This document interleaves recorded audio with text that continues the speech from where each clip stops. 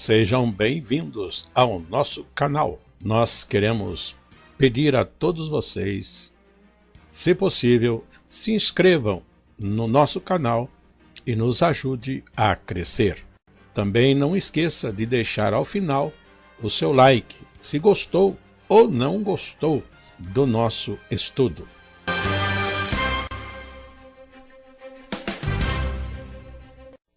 O programa a seguir é de inteira responsabilidade de seus idealizadores e apresentadores.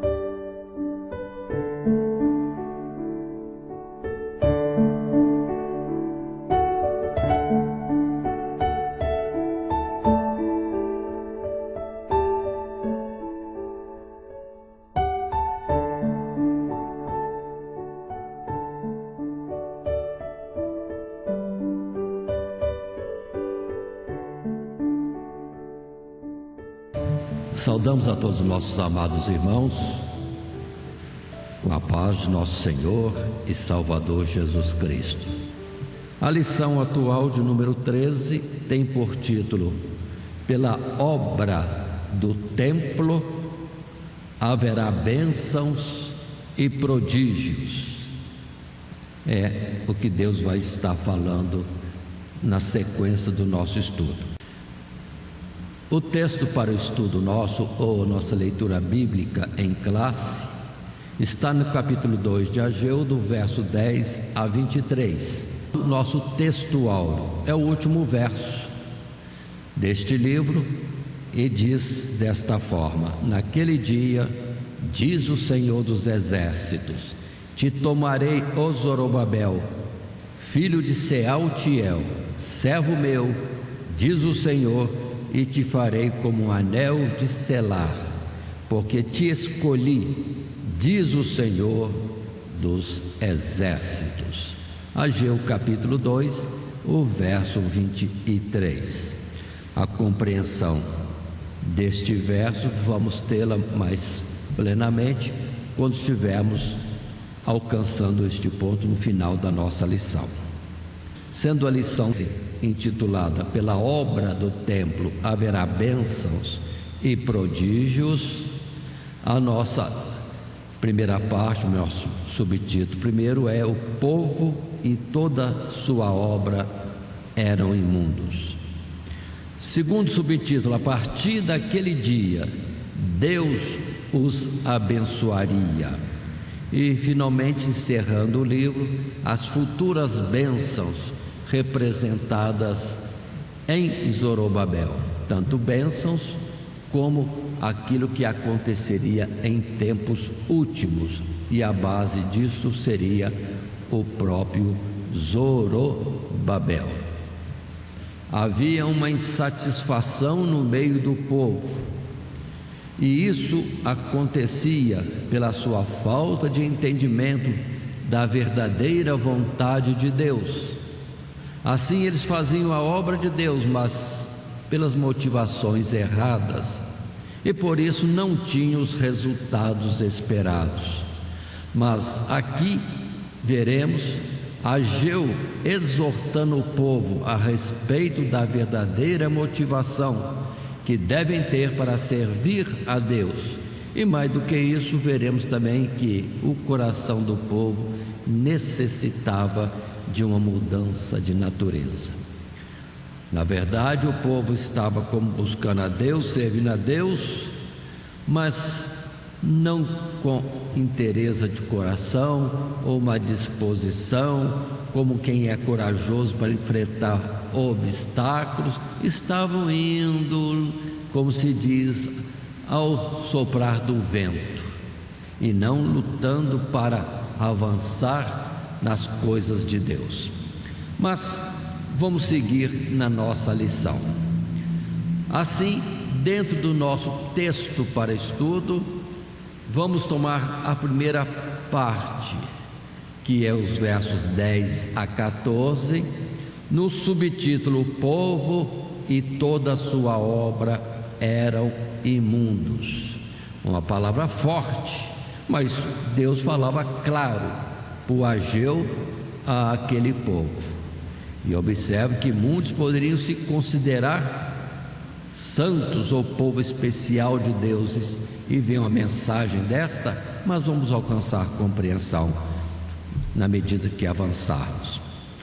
O verso 10 até ao 14 dizem para nós: ao 24º dia do mês 9, no segundo ano de Dario, veio a palavra do Senhor pelo ministério do profeta Ageu.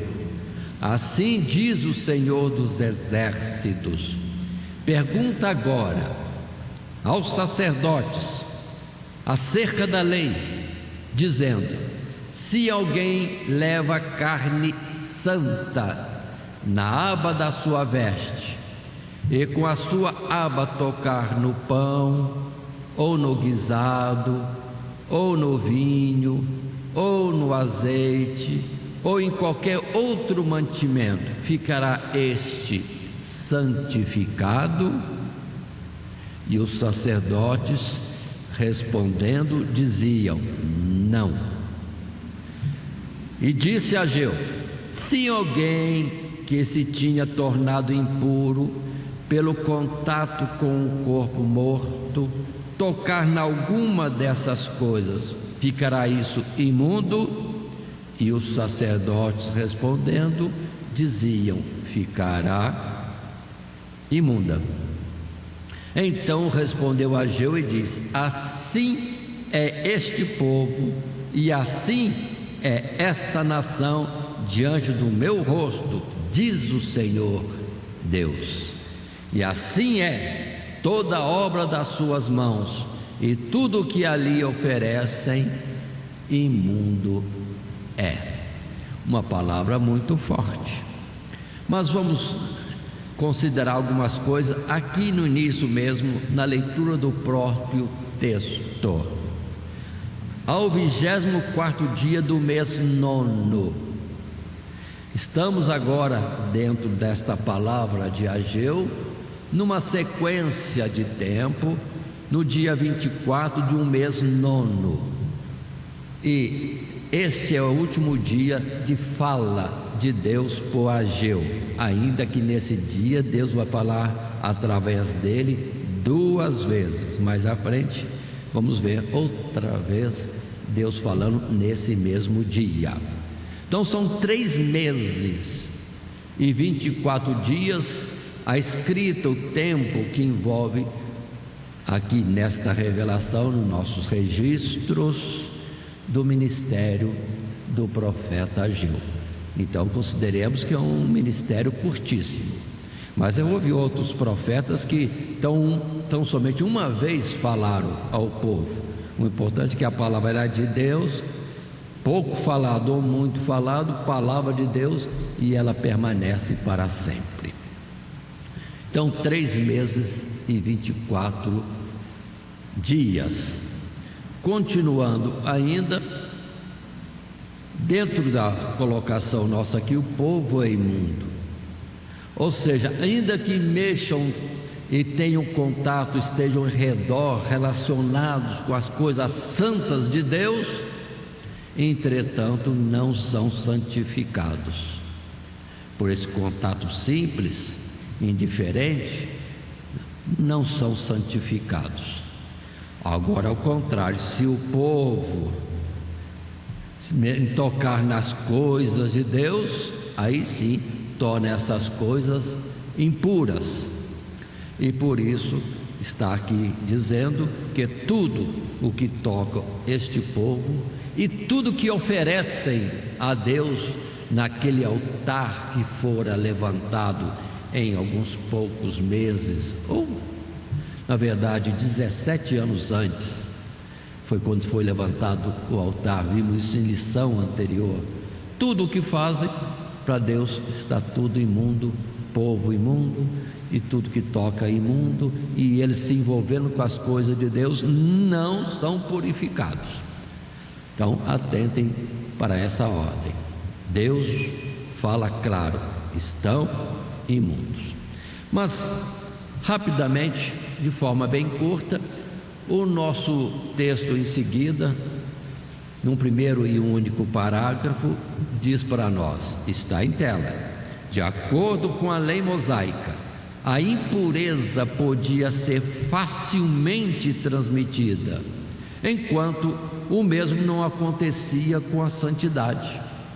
Assim, Ageu inicia essa proclamação ao povo de que durante muitos anos eles foram negligentes em relação à obra de Deus, e agora não consideravam que a gravidade dessa negligência havia feito Deus dizer sobre eles: diante do meu rosto imunda é esta nação e toda a obra de suas mãos. Por isso, tudo aquilo que o povo tocava aos olhos de Deus tornava-se impuro, até as ofertas do altar. Assim, não era com os rituais que eles cativariam a atenção de Deus. Não era. Então observem a seriedade destas palavras. Templo não sendo reconstruído, tudo parado. Um altar estava erigido, mas Deus dizia que para ele está tudo imundo, ou seja, não aceitável. Então o povo fazia o que fazia, mas não alcançavam de forma nenhuma ao próprio Deus. Observem nessa expressão que colocamos: a impureza podia ser facilmente transmitida, e ela podia ser até natural do homem. Aí é quando podemos apelar como uma colocação à parte, complementar à nossa lição, o que está escrito em Levítico capítulo 11, quando se começa a colocar sobre as impurezas que existiam com facilidade no meio do povo de Deus. Sim, qual impurezas? Capítulo 11: animais que se podem comer ou que não se podem comer. Houve um tempo que isso era muito sério e cumprido, mas será que depois de viverem no cativeiro 70 anos com povos de costumes totalmente diferentes, eles ainda observavam isso? Não sabemos. Levítico no capítulo 12: as impurezas naturais, sim, do próprio homem e da própria mulher na sua vida diária. Aí os fluxos de homem e mulher que os tornavam impuros.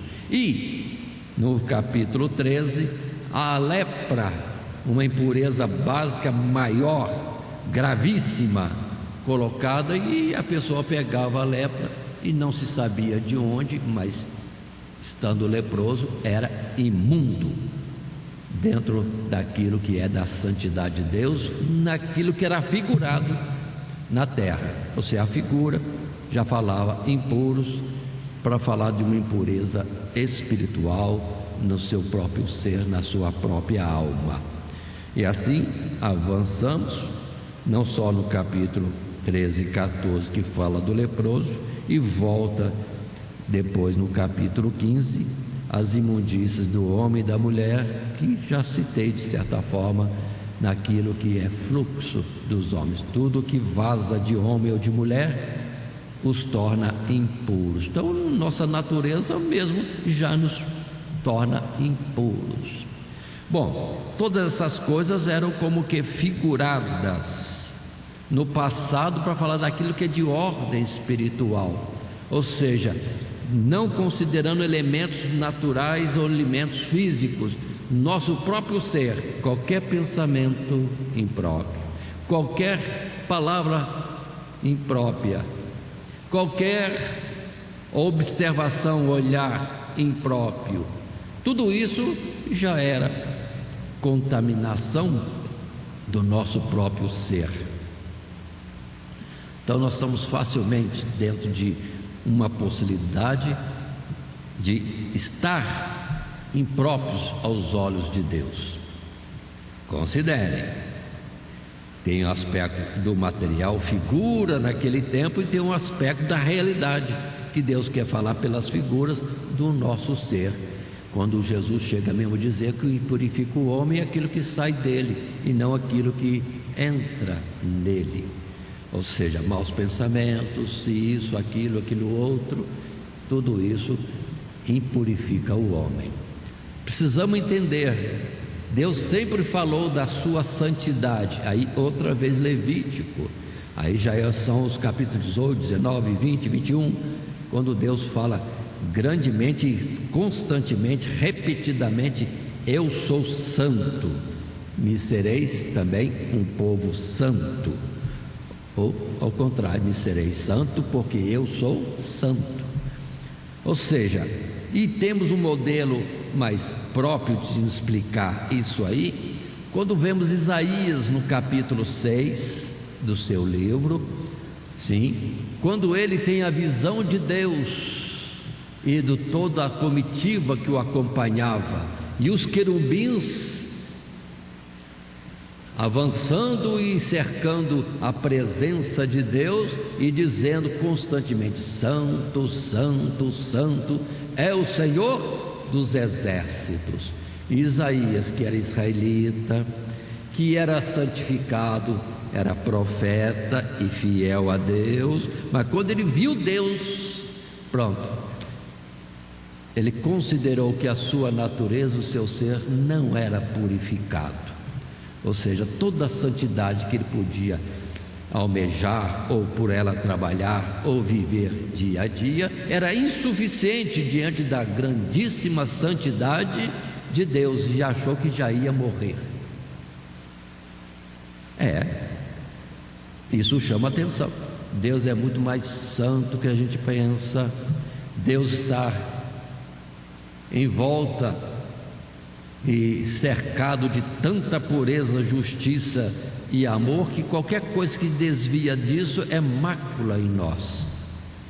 Portanto, vamos entender. Por isso a pergunta que temos nos Salmos: quem habitará em meio às labaredas eternas? O nosso Deus é um fogo consumidor. Quem tem condição de estar com Deus vivendo o dia a dia? Isaías clamou: ai de mim que vou perecendo. E observe que veio um ser e toma brasas do altar de Deus e põe nos lábios de Isaías, e depois diz: isto te purificou. Pronto, aí ele se sente puro. Uma operação de Deus, como que fazendo limpeza nele, para ele estar na presença de Deus, e fica à vontade agora. Tanto que quando Deus pergunta: quem irá por mim, a quem enviaremos, ele já se apresenta. Aquele que estava com medo, temor e achando que já ia ser fulminado, agora se apresenta: eis-me aqui, Senhor, envia-me a mim. Ou seja, achando-se puro. Mas o que é isso? A nossa pureza, né? Aquilo que entendemos como pureza diante de Deus. Por isso, outra palavra, que as nossas justiças são trapos de imundícia.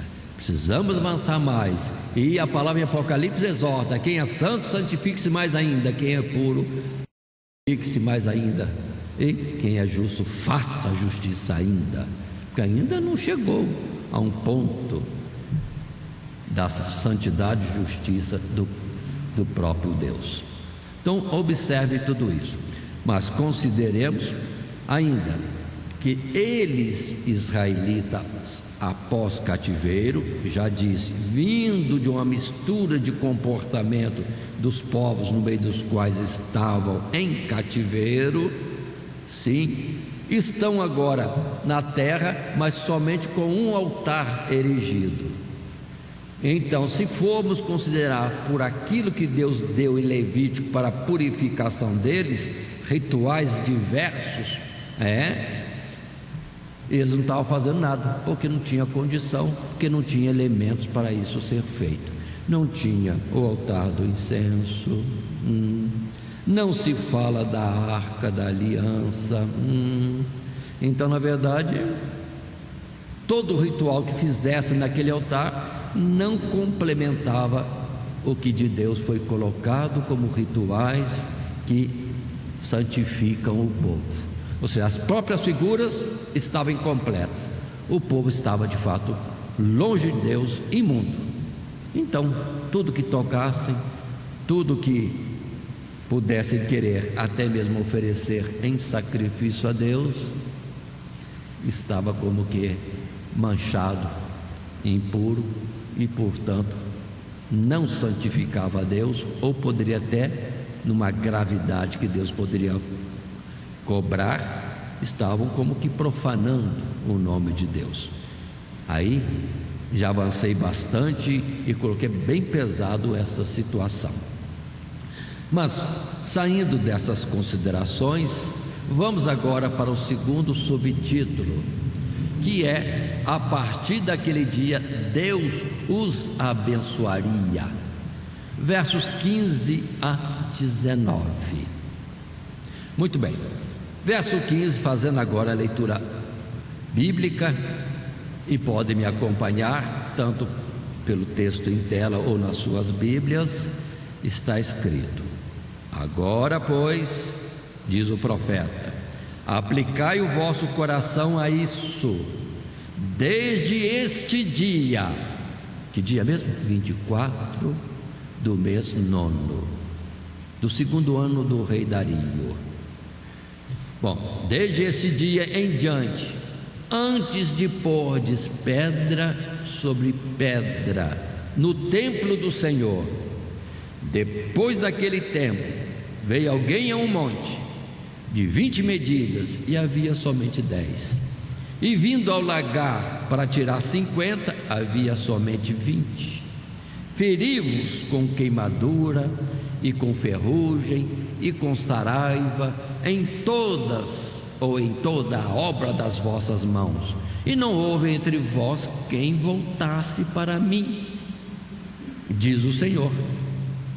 Ponde, pois, eu vos rogo, desde este dia em diante, desde o 24º dia do mês 9, desde o dia que se fundou o templo do Senhor, ponde o vosso coração nestas coisas. Há ainda semente no celeiro, nem a videira, nem a figueira, nem a moreira, nem a oliveira tem dado seus frutos. Mas desde este dia vos abençoarei. Que palavra linda, que palavra linda. Já de imediato a gente percebe, o povo não está apto, mas Deus agora vai abençoar com um povo que na verdade não estava apto. Ou seja, as misericórdias de Deus estão vindo ao encontro de um povo que não merecia, não tinha santificação para isto, mas é o próprio Deus que os justifica, que os santifica, o que sempre foi falado em muitas formas e por muitos profetas. Então Deus está abençoando por si mesmo, e não em resposta a alguma coisa que o povo pudesse ter de mérito diante dele. Palavras essas que no passado já foram ditas: eu mesmo vos purificarei, mostrando a nossa incapacidade e o quanto precisamos da misericórdia de Deus. Mas avançando um pouco mais, consideremos o texto em tela do nosso material de classe, e que diz: então o povo é levado a considerar os resultados da sua negligência em suas próprias vidas cotidianas, após terem abandonado a obra da casa de Deus. Este abandono deve ser considerado literalmente, ou seja, deixaram de trabalhar. Mas ocorre também quando alguém trabalha sem considerar o real sentido do trabalho. É preciso fazer a obra com entendimento, ou seja, o culto racional, cuja principal importância não esteja na aparência, e sim no real significado do que está ou do que se está fazendo. Aí estão as considerações desse primeiro parágrafo. O povo estava falho por um lado e falho para o outro. Não tinha entendimento, não percebiam que estavam totalmente fora daquilo que as Escrituras diziam e dos rituais do passado, vivendo e acomodando-se a um altar só e não tendo as demais coisas, não avançando na construção do templo e depois em colocar tudo que deveria ser colocado, porque tudo no templo de Salomão, ou volta atrás no templo ou tabernáculo, no deserto, tudo aquilo tem significados, e tudo aquilo é para o bem ensino de cada um de nós ou do povo de Israel quando ainda no deserto. Vamos observar, não está dentro do nosso texto aqui, alguns versículos, mas são versículos muito importantes que nós precisamos considerar, conforme essa colocação de fazer as coisas sem entendimento. Precisamos entender mais, ou perceber qual é a vontade de Deus. É a palavra que está em Romanos, sim, a palavra em Romanos, capítulo 12, que nós conhecemos muitas vezes até de cor, e vamos ler aqui os versos primeiros, 1 e 2 de Romanos 12, quando Paulo faz este apelo, escrevendo aos Romanos, ele diz: rogo-vos, pois, irmãos, pela compaixão de Deus, que apresenteis o vosso corpo em sacrifício vivo, santo e agradável a Deus, que é o vosso culto racional.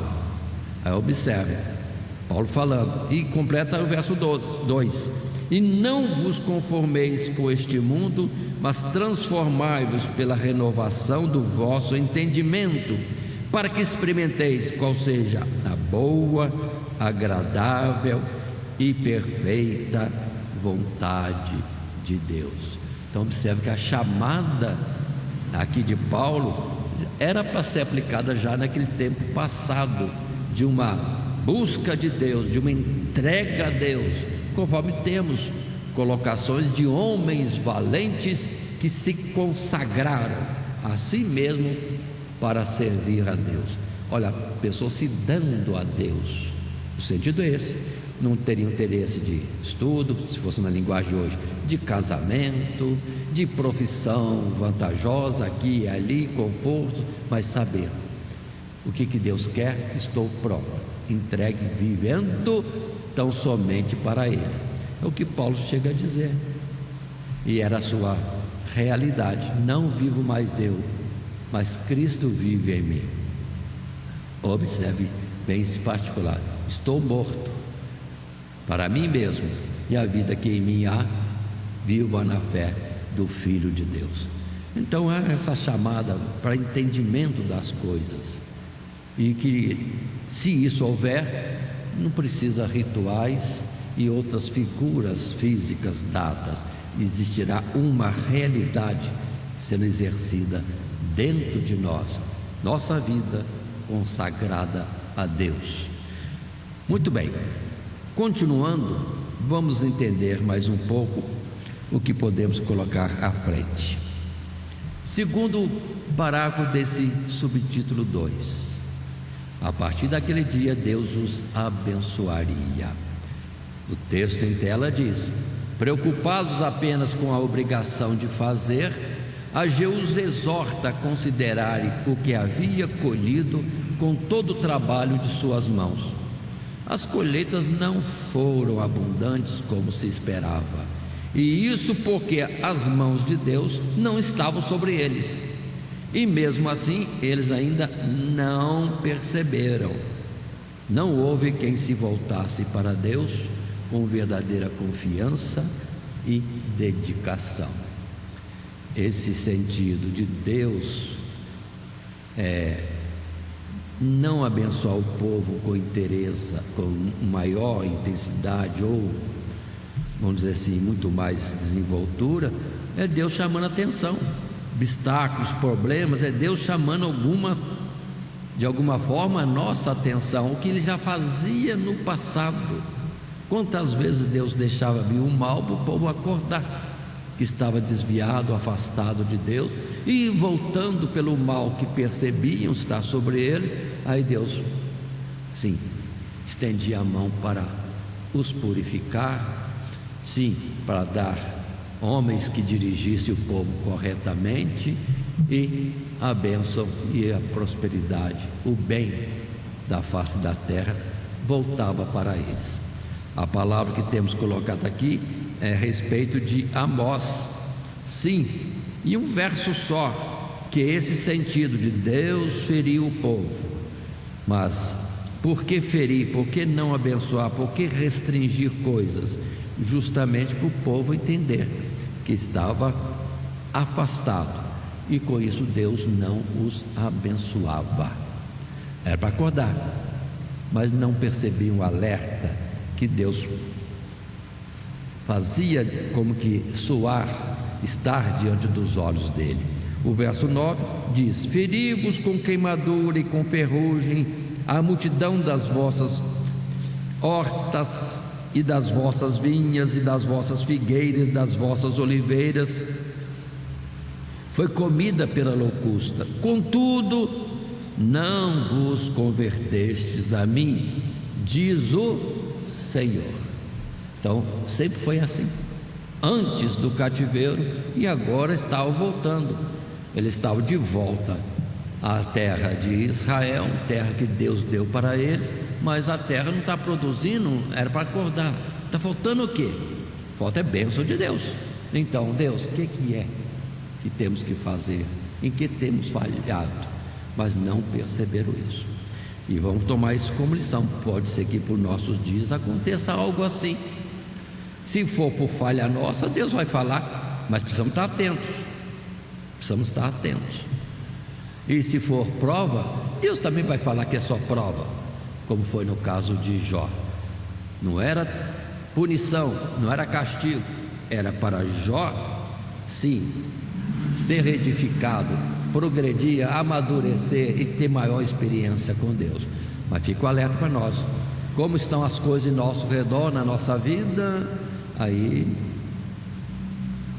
se não está bem, não adianta fugir da casa do Senhor, e não adianta outras coisas, não ser isso.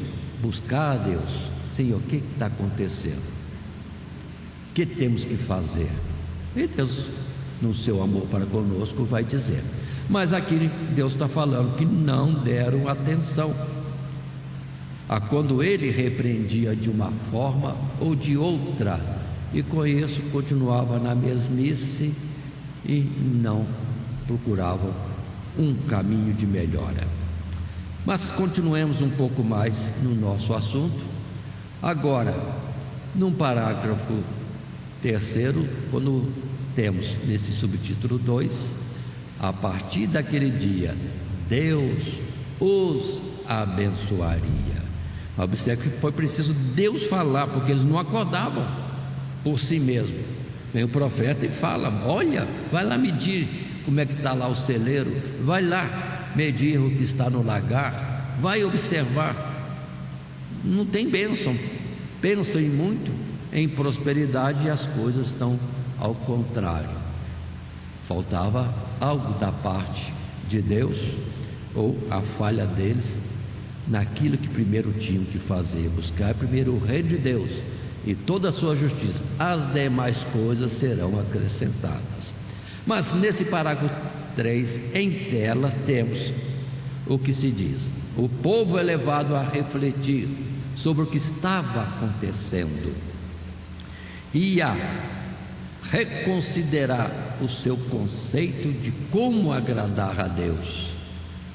Com certeza não é fazendo a obra por simples obrigação, mas mesmo assim Deus promete abençoar o povo, dizendo: desde o dia em que se fundou o templo do Senhor, ponde o vosso coração nestas coisas.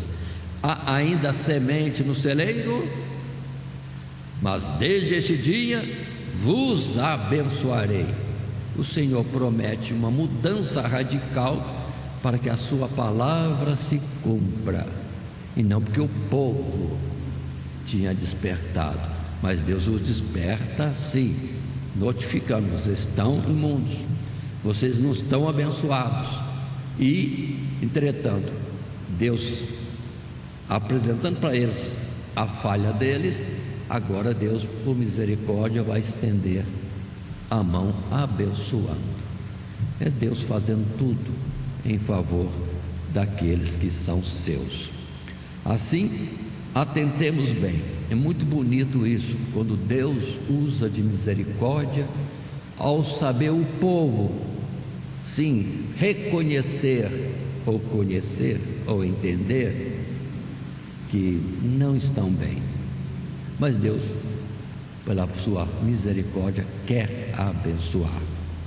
Muito bonito isso. E faço observação que eu acho muito interessante, maravilhoso essas formas de Deus agir, porque no simples conhecer, entender a sua falha, ou seja, o povo conhecendo a sua falha, Deus já acha ocasião para poder abençoar. Não tinham feito nada, a não ser naquele dia em que lançaram a pedra fundamental, primeira pedra da construção do templo, voltando a reedificar. Sim, aqueles homens, Zorobabel em especial, Josué o sumo sacerdote, profetas presentes como Zacarias e como Ageu e outros mais, animando-se para a obra de Deus. A partir desse dia vou abençoar. Mas quero ainda falar num texto que está em 2 Crônicas, no capítulo 30. É bonito a gente ver essas misericórdias de Deus e lembrar da expressão: não é por vocês mesmos, mas por mim mesmo é que eu vou operar justificação, é que eu vou operar santificação, é que eu vou operar toda sorte de bênçãos. Mas para o povo não receber algo, não entendendo de onde vem, Deus primeiro tem que mostrar onde está o erro e no que estavam sendo infrutíferos, para depois Deus operar grandemente. Considero assim, 2 Crônicas, uma passagem interessante, quando temos no tempo de fazer sacrifícios. Busquemos 2 Crônicas,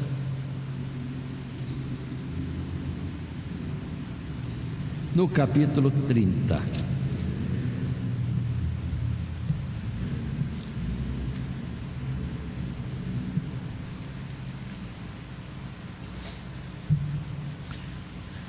Estamos aqui num tempo difícil, sim, muito difícil. O verso 18 diz para nós desta forma: porque uma multidão do povo, muitos de Efraim e Manassés, Issacar e Zebulon, se não tinham purificado, e contudo comeram a Páscoa, não como está escrito. Porém Ezequias, o rei, orou por eles, dizendo: o Senhor, que é bom, faça a reconciliação com aquele que tem preparado o coração para buscar ao Senhor, o Deus de seus pais, ainda que não esteja purificado segundo a purificação do santuário. E ouviu o Senhor a Ezequias e sarou o povo. Meu Deus, totalmente contrário, né?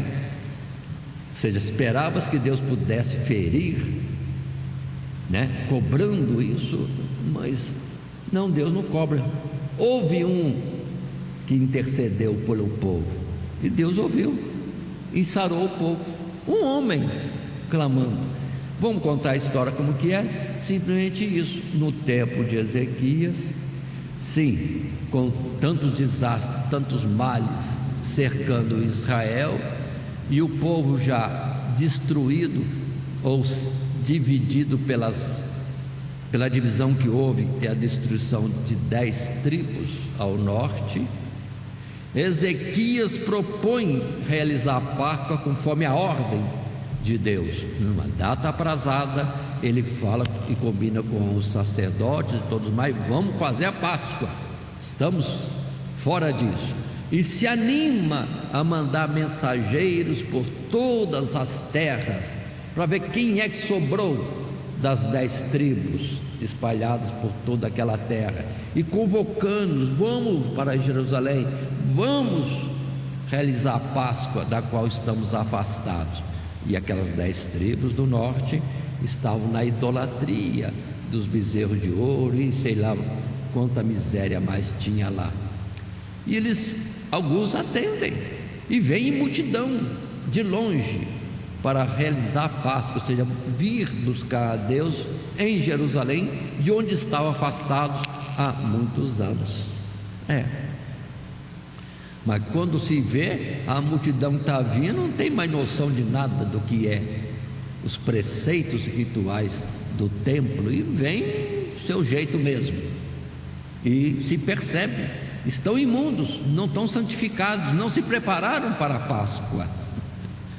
Ezequias vê aquilo e vai clamar a Deus: Deus, olha como esse povo está, né?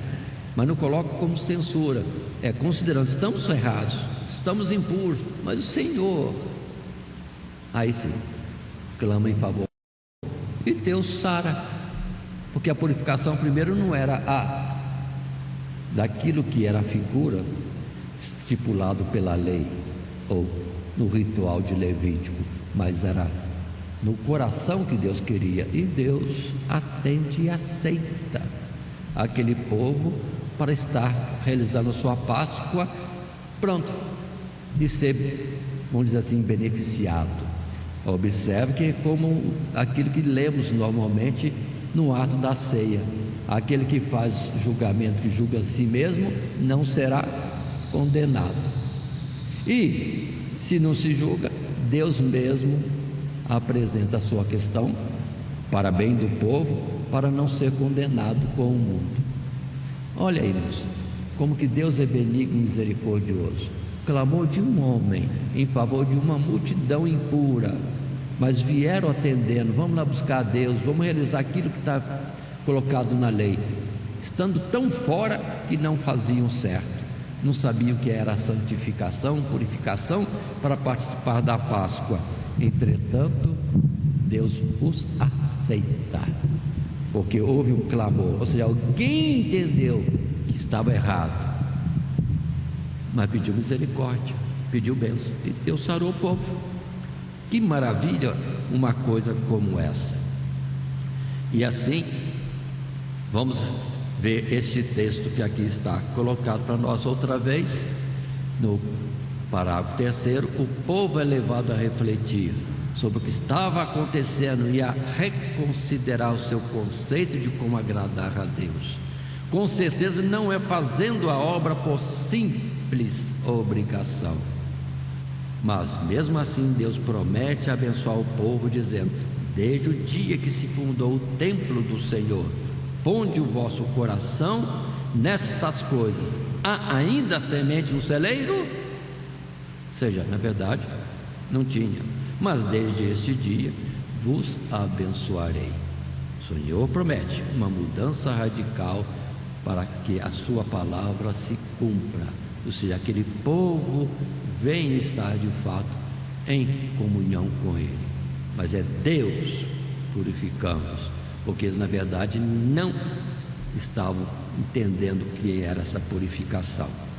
Mas continuemos, porque esse fato foi bem antes do cativeiro, e Ageu é já pós-cativeiro, mas o mesmo Deus misericordioso está aí para abençoar o povo que não estava procedendo corretamente, mas agora estavam conscientes.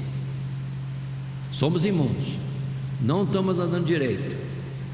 Agora sim, Deus abençoa para ter a experiência que Deus é quem abençoa e não leva em conta muitas vezes as suas iniquidades, mas antes as perdoa, os purifica, porque na verdade o sacrifício e o preço do resgate das nossas almas seria Cristo Jesus.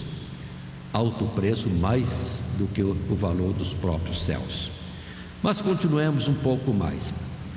Entrando agora no terceiro subtítulo: as futuras bênçãos representadas em Zorobabel. Bênçãos essas que, no ver primeiro, seriam materiais, né? Frutos da oliveira, da figueira, da videira e etc. Mas tudo isso fala de algo espiritual que precisamos entender, que é além daquilo que é desta vida ou próprio deste mundo, no seu dia a dia. E o texto para nós é o verso 20 a 23, que vai dizer para nós o que mesmo? Assim diz a palavra: e veio a palavra do Senhor segunda vez a Ageu aos 24 do mês, dizendo: fala, Zorobabel, príncipe de Judá, dizendo: farei tremer os céus e a terra, e derribarei o trono dos reinos, e destruirei a força dos reinos das nações, e destruirei o carro e os que nele se assentam, e os cavalos e os que andam montados neles cairão, cada um pela espada do seu irmão. Naquele dia, diz o Senhor dos Exércitos, te tomarei, ó Zorobabel, filho de Sealtiel, servo meu, diz o Senhor, e te farei como um anel de selar, porque te escolhi, diz o Senhor dos Exércitos.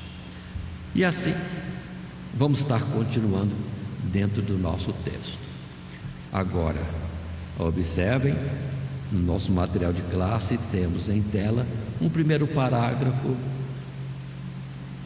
que diz para nós: o Senhor promete fazer algo sobrenatural e espantoso no meio do povo. Deus abalaria, derribaria tudo aquilo em que o povo depositava a sua confiança. De fato, faria tremer céus e terra. A partir desse ponto, a profecia de Ageu aponta para o futuro do povo de Deus e das nações. Observem a expressão que temos, volta ao texto bíblico. Deus diz: farei tremer os céus e a terra, derribarei o trono dos reinos, destruirei a força dos reinos das nações. E segue a palavra. Deus agindo em todo o mundo, que na verdade era pelo afastamento, pelas transgressões, pela soberba dos povos. E vamos entender na continuidade desse texto que Deus está operando grandes coisas no meio dos seus. Palavra essa de tremenda e terrível, como aqui está, mas dentro do aspecto de que Deus está se colocando como Senhor para um povo e para um mundo que não o respeita como Deus, como Criador, como Senhor de todas as coisas. Aí Deus se apresenta de alguma forma cobrando. Essa expressão que aqui temos não é só aqui não. Se olharmos as Escrituras, se olharmos Jeremias, ou antes Isaías e Jeremias, nós temos sempre Deus julgando as nações por simplesmente não o reconhecerem como Deus e andarem ao contrário da sua vontade. Ele é o Senhor, Ele é o dono de tudo. Se um Senhor simples sobre um outro semelhante tem direitos e pode cobrar alguma coisa, quanto mais o Deus todo-poderoso e santo de homens colocados na terra e que desfrutam da vida sem, entretanto, reconhecerem, agradecerem ou respeitarem aquele que os criou, fugindo do objetivo pelo qual foram criados. Deus certamente iria cobrar. Assim, vamos lembrar em Atos capítulo 2, aquilo que é dito, na verdade foi Joel quem disse a respeito da atuação de Deus num tempo por vir. Vamos observar nesse capítulo 2, verso 18, que assim diz, e é Pedro, no dia de Pentecostes, Atos capítulo 2, explicando o que estava acontecendo. Verso 18: e também do meu espírito derramarei sobre os meus servos e minhas servas naqueles dias, e profetizarão, e farei aparecer prodígios em cima no céu, e sinais embaixo na terra, sangue, fogo e vapor de fumaça.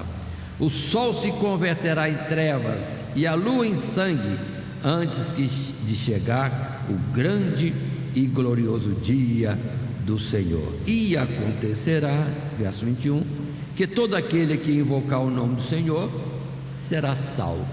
Prodígios, maravilhas, desastres, juízo sobre as nações, mas aquele que se converte a Deus será salvo.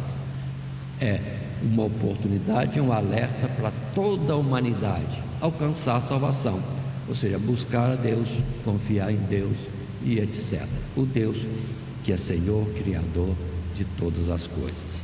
Num parágrafo à frente ainda, vamos estar considerando nesse subtítulo 3 as futuras bênçãos representadas em Zorobabel.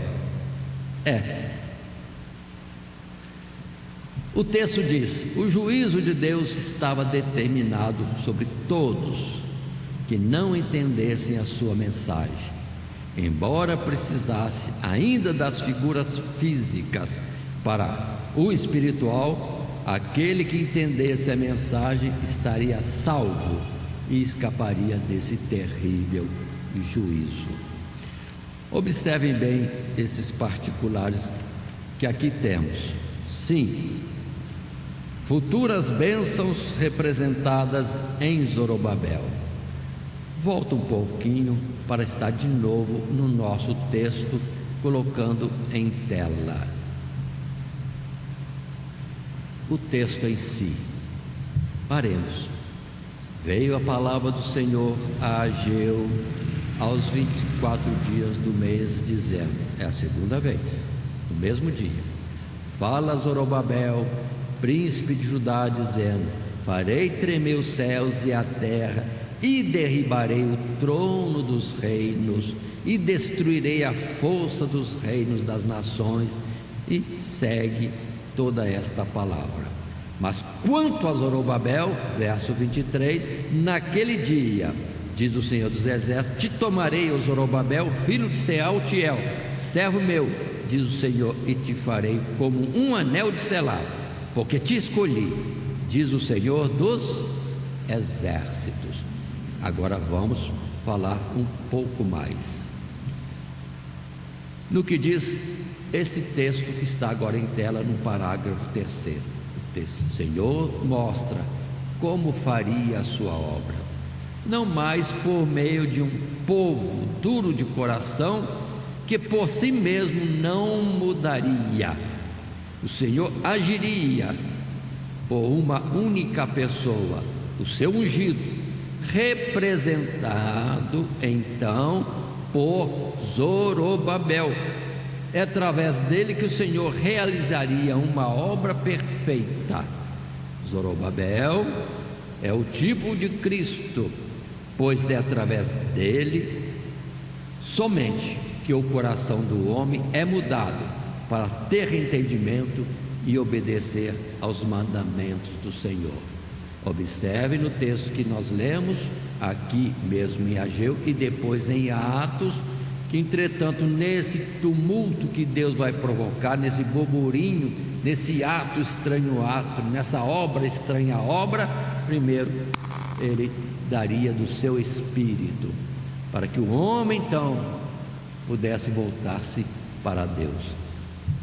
pelo direito do sacrifício de Cristo Jesus. Vamos colocar isso. É o que Pedro fala, que depois que houvesse uma operação tremenda de abalar os próprios céus, quando o próprio unigênito de Deus daria a sua vida, morreria pela humanidade, algo tremendo nos níveis espirituais, Deus derramaria o seu Espírito para então conduzir o homem ao próprio Deus, um ato de justificação e reconciliação. E que nós constantemente falamos que Jesus disse: Deus amou o mundo de tal maneira que deu seu Filho unigênito, para que todo aquele que nele crê não pereça, mas tenha a vida eterna.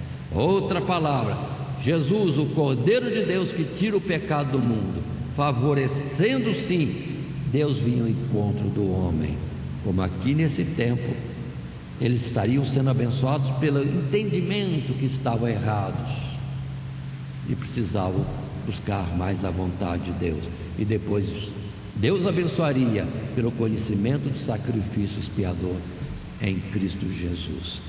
Aí está. Agora, dentro deste assunto, consideremos as palavras sobre Zorobabel. Agora em Zacarias, sim, no capítulo 4, os versos de 5 até 10. Vejamos este texto. Que diz para nós esse texto de Zacarias? Versos 5 a 10. Então respondeu o anjo que falava, visão tida por Zacarias. Então, repito o verso 5, respondeu o anjo que falava comigo e me disse: não sabes tu o que isto é? E eu disse: não, Senhor meu. E respondeu e me falou dizendo: esta é a palavra do Senhor a Zorobabel, dizendo: não por força, nem por violência, mas pelo meu espírito, diz o Senhor dos exércitos. Quem és tu, ó monte grande? Diante de Zorobabel serás uma campina, porque ele trará a primeira pedra com aclamações, graça, graça a ela.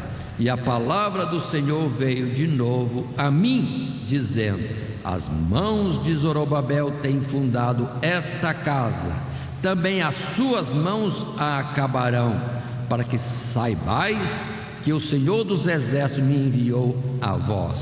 Porque quem despreza o dia das coisas pequenas, pois esse se alegrará, vendo o prumo na mão de Zorobabel. São 7 olhos do Senhor que discorrem por toda a terra. Aí está. Agora se complementa a mensagem de Ageu, profeta Zacarias no mesmo tempo. Um fala de Zorobabel como anel de selar, ou seja, toda autoridade, todo poder, todo direito, assim como José recebeu poder, autoridade de Faraó, observem, para comandar toda a terra do Egito. Agora Zorobabel recebe o anel, no sentido de que tem todo o direito sobre tudo para o governo. Na verdade não era Zorobabel, falava de Jesus, aquele sim que é constituído o Senhor dos senhores. E Jesus diz: todo poder me foi dado nos céus e na terra.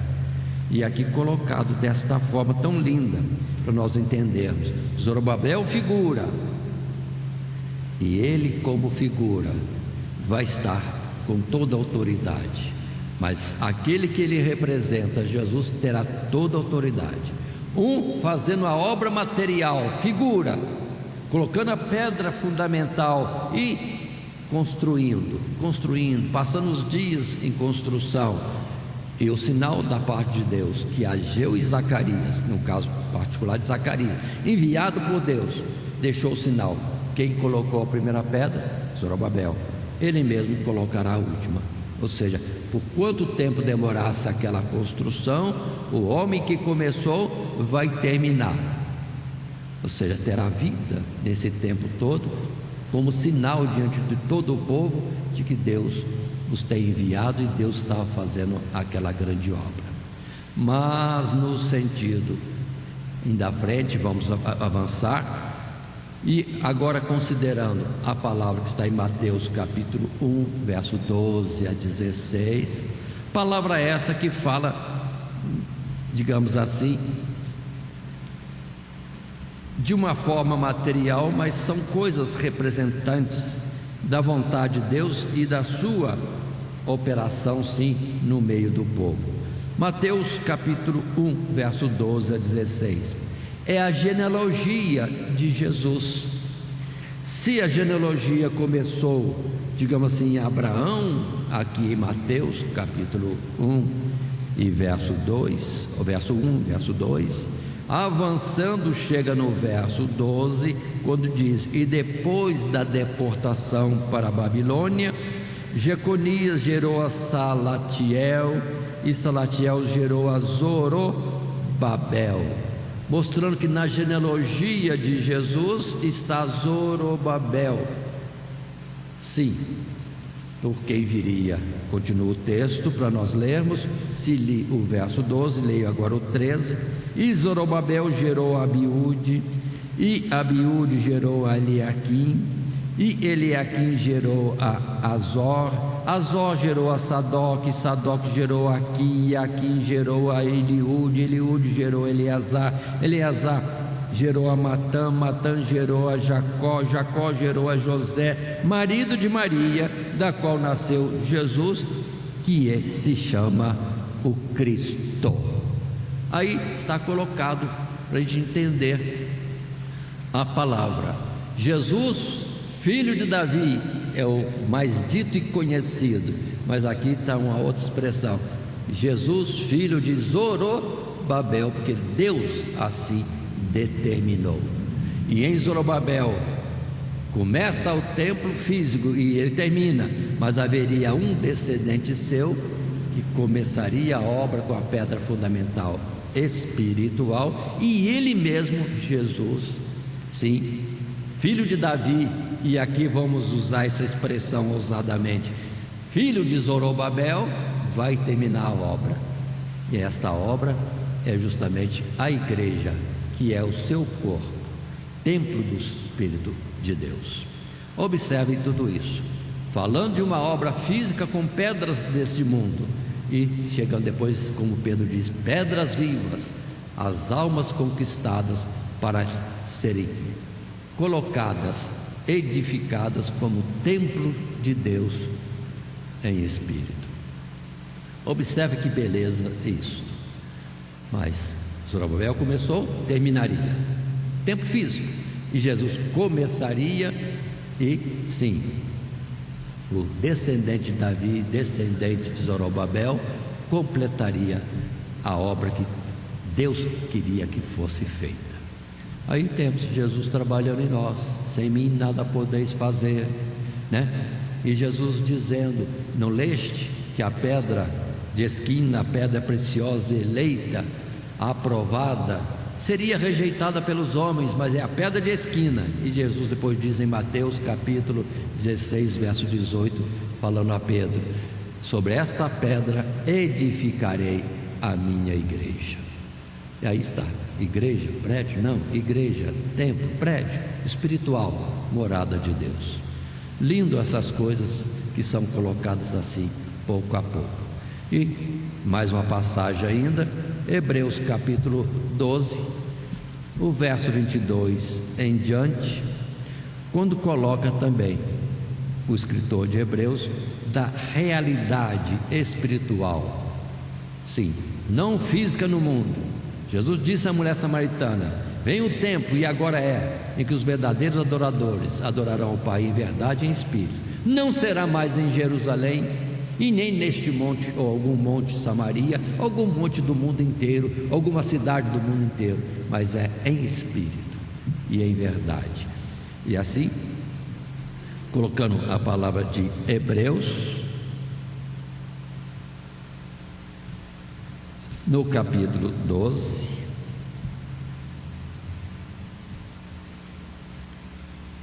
quando se diz no verso 22 e versos seguintes. 22: ao monte Sião, à cidade do Deus vivo, à Jerusalém celestial e aos muitos milhares de anjos, à universal assembleia e igreja dos primogênitos que estão escritos no céu, e a Deus, o juiz de todos, e aos espíritos dos justos aperfeiçoados, e a Jesus, o mediador de uma nova aliança, e ao sangue da aspersão, que fala melhor do que o de Abel. Vede que não rejeiteis ao que fala, porque se não escaparam aqueles que rejeitaram o que na terra os advertia, muito menos nós, se nos desviarmos daquele que é dos céus. A voz do qual moveu então a terra, mas agora anunciou dizendo: ainda uma vez comoverei, não só a terra, senão também o céu. E esta palavra, ainda uma vez, mostra a mudança das coisas móveis como coisas feitas, para que as imóveis permaneçam. Verso 28: pelo que, tendo recebido um reino que não pode ser abalado, retenhamos a graça pela qual sirvamos a Deus agradavelmente, com reverência e piedade. Olha que expressão linda. Então, Zorobabel, num tempo difícil, mexendo com pedras simples, sem riqueza, uma humildade grande, mas apontando para a coisa que mexeria com os céus inteiros, abalaria os céus, ou seja, a obra em Cristo Jesus, a nossa redenção, a nossa justificação na vida de Jesus, dada na morte, para que por ele tenhamos vida. Coisa extraordinária, conforme disse Isaías no capítulo 53. A ovelha muda, sim, levada ao matadouro, mas na verdade ele levava sobre si as nossas transgressões e por ela pagava. O castigo que nos traz a paz caiu sobre ele e fomos sarados. Então, nesse texto de Ageu está apontando para Jesus que viria, descendência de Zorobabel, e que sim, é o Senhor, é também aquele em qual se completaria, realizaria, se executaria a redenção em nosso favor, da parte de Deus em seu Filho Jesus. Sim, filho de Davi, filho de Zorobabel, unigênito de Deus, na verdade, nos níveis espirituais. Tudo isso colocado aqui, irmãos, nessas simples palavras, nós vemos a magnitude, grandeza dessas poucas palavras em Ageu, preparando o povo para algo extraordinário que executaria. Agora, não está neste texto. Antes dessa conclusão, quero lembrar a palavra que está em Daniel, capítulo 2, que é o sonho de Nabucodonosor. Não esqueçamos disso, em que ele queria saber o que aconteceria no futuro, e Deus lhe responde naquele sonho daquela estátua, sim, em que mostra a sequência dos reinos do mundo. O reino dele, representado pela cabeça de ouro, sim, o seu reinado era como ouro, mas passaria. Viria outros impérios com menos nobreza e passariam, mas chegaria um tempo último em que viria sim uns pés naquela estátua representado no pé de barro, que significava o último reino deste mundo, sem qualidade, sem nobreza. Aí está, mas nesse tempo operaria o reino de Deus, aniquilando todos os reinos. E assim observe, já foram aniquilados os reinos passados, o Egito, a Síria, já foi passado a caldeia, sim, já foi, medo-persa, grego, romano, e depois do romano essa situação que estamos aí, esse mundo vil, que não tem nada de nobre, que Deus compara a barro. Ainda mais quando não tem nada de Deus ou rejeita as coisas de Deus. Mas nesse tempo se dará a destruição total deste mundo e só existirá o que é eterno nos lugares celestiais. Por isso, abalar tudo, acabar com os reinos, e só vai existir o reino eterno de Cristo Jesus, reino de paz e de justiça, que não é deste mundo. Está neste mundo, não vindo com aparência exterior, mas está aqui, mas será arrebatado para ir para o lugar definitivo com o Pai, Jesus vindo nos buscar. Essas são as realidades que temos, que precisamos guardar e que certamente acontecerão no seu tempo devido. Assim, colocando todas essas coisas, vão atentar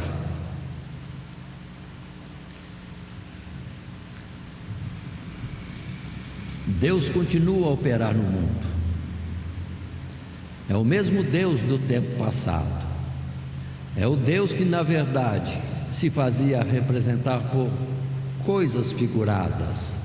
Mas agora chegou o tempo de cessar com as figuras e ver o real.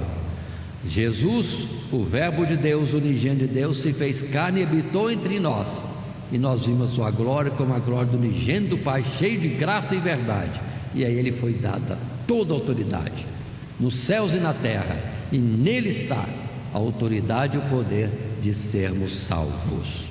Assim concluído, as insatisfações do povo em relação às bênçãos de Deus sempre são descabidas.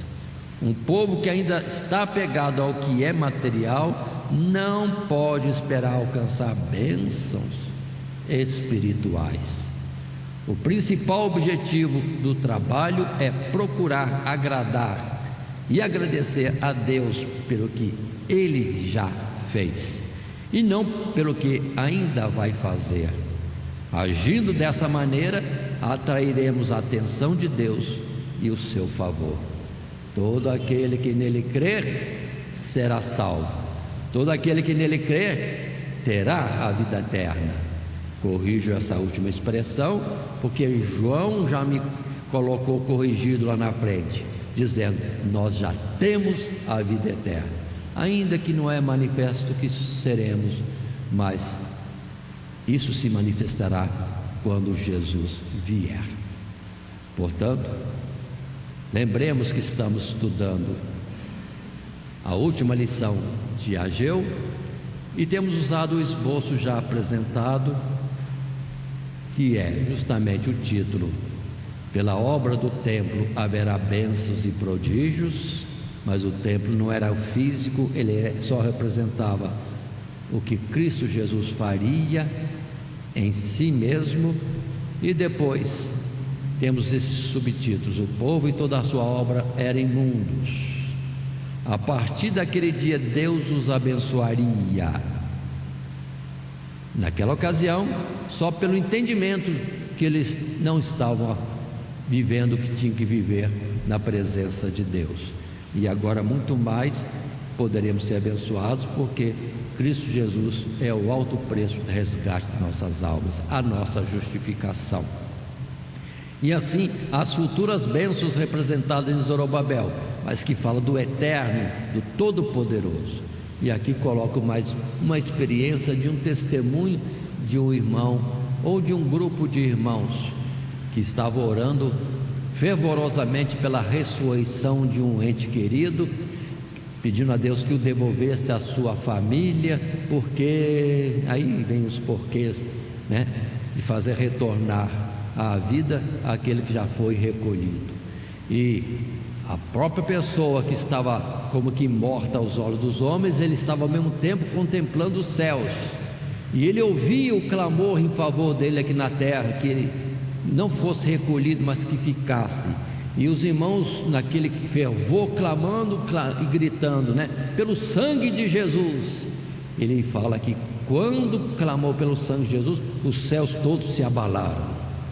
Ou seja, o poder de um clamor de um homem pó na terra, usando o nome de Jesus, abala o próprio céu, para entender o valor que tem o sacrifício de Jesus e como há poder, sim, há poder no sangue, no nome de Jesus Cristo dado para a nossa salvação.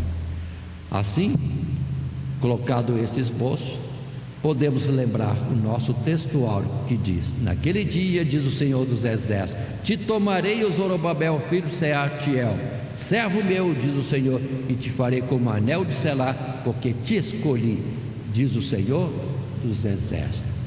E em Jesus a expressão é essa mesmo, de um servo fiel, um escolhido, um eleito, provado e aprovado e pronto, colocado à direita do Pai, e lá à direita do Pai intercedendo por todos nós.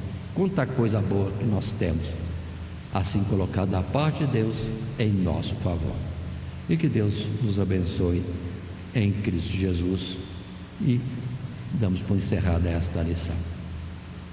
Que Deus abençoe a todos em Cristo Jesus. Amém. Primeiramente quero agradecer a todos que sintonizam o nosso canal. Canal voltado principalmente à transmissão, à divulgação da Palavra de Deus. E ao encerrar o estudo desta noite, eu quero pedir a todos vocês, os que ainda não são inscritos em nosso canal, se inscrevam. Se inscrevam. Logo aí embaixo está aí a palavra inscreva-se. Clica nela. Somente isso. Se o estudo desta noite foi do teu agrado, você gostou, você concordou, clica aí no gostei. Gostei. Se você não gostou, é um direito seu. É um direito seu não gostar. Mas você pode manifestar isto. Para nós será importante isso. Saber que alguém não gostou. Clique no não gostei. Fácil. Não vai identificar você, nada. Simplesmente você vai expressar a sua opinião. Gostei, dedão para cima. Não gostei, dedão para baixo. E também pode, se você acha interessante compartilhar com seus amigos, compartilhe o nosso trabalho. Compartilhe. Aí embaixo, compartilhe. Você pode compartilhar no YouTube, pode compartilhar no Instagram, pode compartilhar no Facebook, pode compartilhar no Mensagens, no WhatsApp. Vai simplesmente nos ajudar a crescer. Porque o nosso objetivo não é financeiro. Não é financeiro. Pode ver que os nossos trabalhos são todos sem fins lucrativos. Coopere conosco. Nos ajude. Temos também os nossos blogs, a nossa emissora na web, Rádio Net Grata Nova. Tudo isso você encontra aí embaixo na descrição do nosso vídeo, do nosso estudo. Dá uma olhada, todos os endereços estão aí, junto à descrição dos nossos estudos. E eu agradeço, primeiramente a Deus, por tudo que Deus tem feito nesses anos que nós estamos trabalhando na internet. E a você, que toda semana entra no nosso canal. Deus te abençoe. Todo dia, toda hora, muito mais prazer em ouvir. Rádio Net Grata Nova. Web Rádio, a qualidade que faz a diferença, cada vez mais necessária. Rede Grata Nova de Evangelização. Acesse nosso site www.horadadecisão.com.br. Hora da Decisão, tudo junto, sem acento.